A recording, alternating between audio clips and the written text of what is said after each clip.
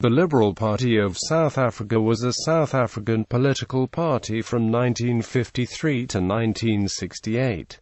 Founding. The party was founded on 9 May 1953 at a meeting of the South African Liberal Association in Cape Town. Essentially, it grew out of a belief that the United Party was unable to achieve any real liberal progress in South Africa. Its establishment occurred during the coloured vote constitutional crisis of the 1950s, and the division of the Torch Commando on the matter of mixed membership.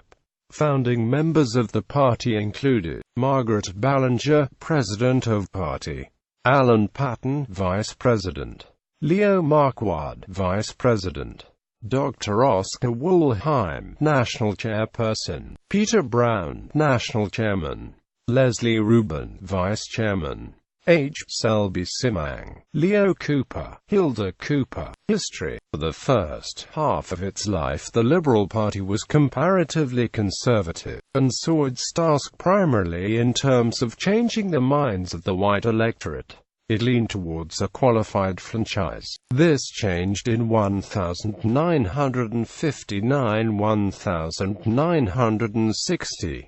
The Progressive Party, formed in 1959, occupied the political ground that the Liberal Party had occupied up till then. In 1960, the Sharpeville massacre and consequent state of emergency, during which several Liberal Party members were detained, changed the outlook of the party. Another factor was the use of simultaneous translation equipment at party congresses, which enabled black rural members to speak uninhibitedly for the first time. In the 1960s, therefore, the Liberal Party stood unequivocally for a democratic, non-racial South Africa with one man, one vote as its franchise policy. The Liberal Party also supported Liberal candidates in the Transkei Bantustan elections, and helped its rural members and others, especially in Natal, to resist the ethnic cleansing brought about by the implementation of apartheid. This led to the banning of several party members and leaders.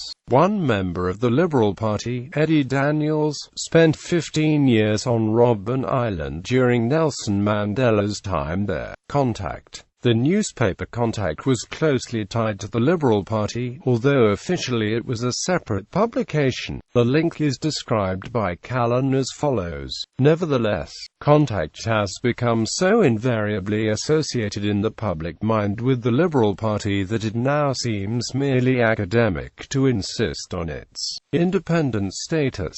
It may, however, be more accurate to tie the paper to Patrick Duncan than the Liberal Party, and the party was in direct conflict with the South African government from the outset. This was due largely to the party's opposition to apartheid and criticism of the erosion of human rights by laws allowing detention without trial, and arbitrary suppression of political opposition. Many of its members were placed under bans and persecuted by the South African government, which accused the party of furthering the aims of communism. In 1968, the South African government passed the so-called Prohibition of Improper Interference Act, which banned parties from having a multiracial membership. The Liberal Party was therefore forced to choose between disbanding or going underground, and in 1968 chose to disband. The final meeting was held in the Guildhall, Durban. Bibliography. Paton, Alan, Edward Callan ed. The Longview, London, Pall Mall, ISBN 0269992898, OL5718565M. Driver, C.J. Patrick Duncan, South African on Pan-African.